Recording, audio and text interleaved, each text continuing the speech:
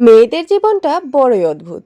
বিয়ের আগে যাদের সাথে কয়েকদিন পর পর দেখা হতো, সময় কাটানো হতো, বিয়ের পর তাদের সাথে বছরে একবার কিংবা কোনো অকেশন ছাড়া দেখাই হয় না।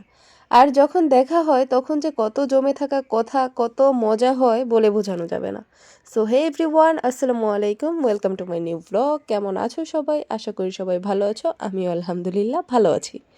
তো চলে আসলাম আরেকটা নতুন ভিডিও নিয়ে। অনেক দিন পর একটা ব্লগ আপলোড দিব। মানে আসলে কোনো কাজ না থাকা সত্ত্বেও এত পরিমাণ বিজি থাকি যে ঠিকমতো ব্লগ আপলোড করতে পারি না। যদিও এখনও ফোনে অনেকগুলো ব্লগ জমে আছে, তোমাদের সাথে অবশ্যই শেয়ার করব আস্তে আস্তে। ওই দিন সকালের ঘুম ভেঙেছিল আব্বুর ফোন পেয়ে। ফোন দিয়েই বলল, ঘুম থেকে উঠে তাড়াতাড়ি রেডি হয়ে বাজারে চলে আস। বাজারে হচ্ছে আমার মামিদের বাসা, আর এটাই হচ্ছে আমাদের বাজার। আর আজকে যেহেতু আমার ভাইয়ের বৌভাতের দিন ছিল, তো সকালে হচ্ছে সবার এখানেই নাস্তা করার কথা ছিল, যার জন্য হচ্ছে ৮টা বাজে ঘুম থেকে উঠে তাড়াতাড়ি করে বাজারে চলে আসলাম। আর এই তো এখানে দেখতেই পারতেছো সবাই হচ্ছে খিচুড়ি খাচ্ছে বসে বসে।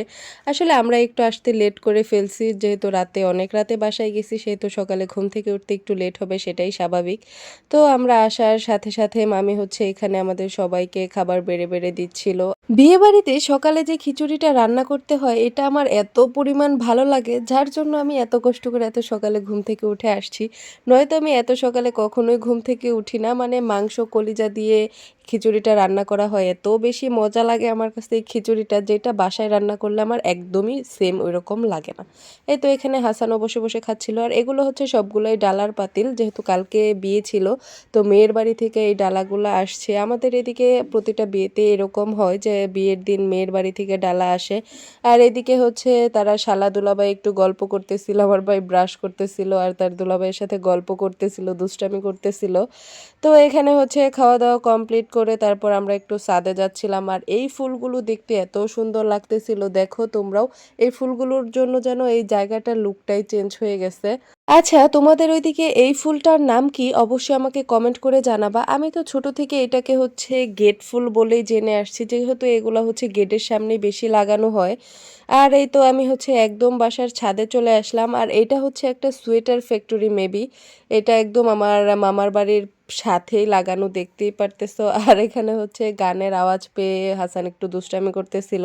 আর এই তো এটা হচ্ছে আমাদের পুরো বাজার। ওই তো ওই পাশে ছিল মাছ বাজার, আর এই পাশে হচ্ছে সবজি মুদি দোকান এগুলো।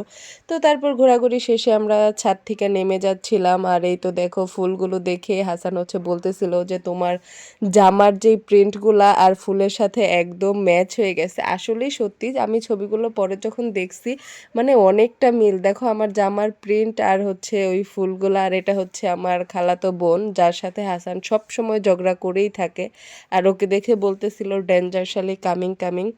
আর এইদিকে হচ্ছে দুপুরে রান্নাবান্নার আয়োজন শুরু হয়ে গেছে, যেহেতু অনেক কিছু রান্নাবান্না হবে তাই একটু সকাল সকালই রান্নাবান্না শুরু করে দেয়।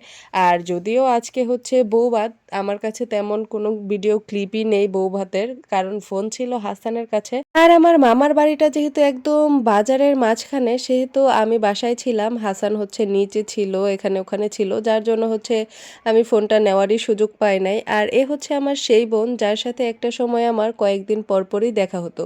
মানে আমি ওদের বাসায় বেড়াতে যেতাম, ও আমাদের বাসায় বেড়াতে আসতো, কিছুদিন করে থাকা হতো, অনেক সময় কাটিয়েছি ছোটবেলায় ওদের সাথে। আর এখন বড় হওয়ার পর দেখা যায় ওর সাথে আমার বছরেও একবার দেখা হয় না, এরকম মানে কোনো অকেশন ছাড়া দেখাই হয় না।